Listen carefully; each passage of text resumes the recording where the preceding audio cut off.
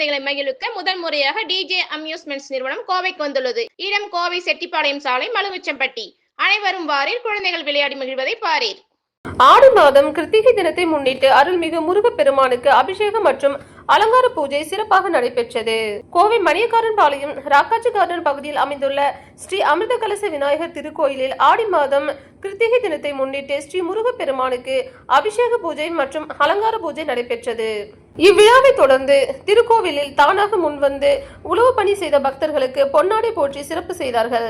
மேலும் சிறப்பான அன்னதானம் நடைபெற்றது.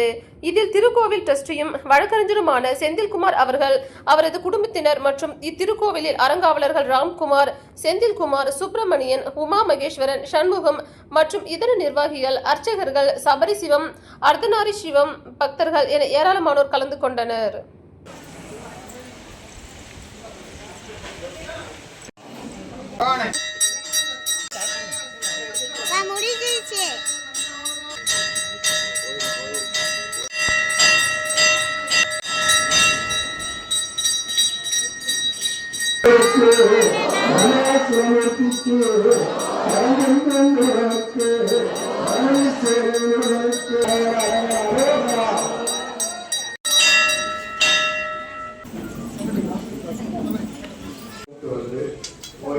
அவருடைய விநாயகர் கோயில் மண்டபத்துக்கு வந்துட்டீங்கன்னா கொஞ்சம் எங்களுக்கு அவங்கள மற்றவர்கள் முன்னாடி கௌரவப்படுத்துறது எங்களுக்கு மிக சிறப்பாக அமையும். விமலா, சித்ரா, உஷா, ரத்னா, சரஸ்வதி, தேவி தயவு செய்து விநாயகர் கோயில் திடல் மேல வாங்க.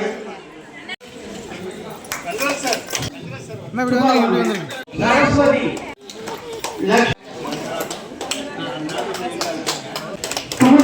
திரு பொன்னுசாமி அவர்களுக்கு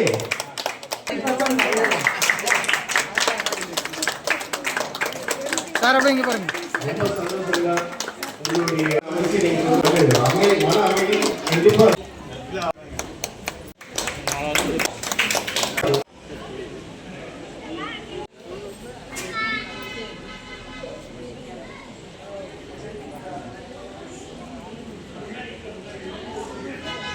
பின்னாடி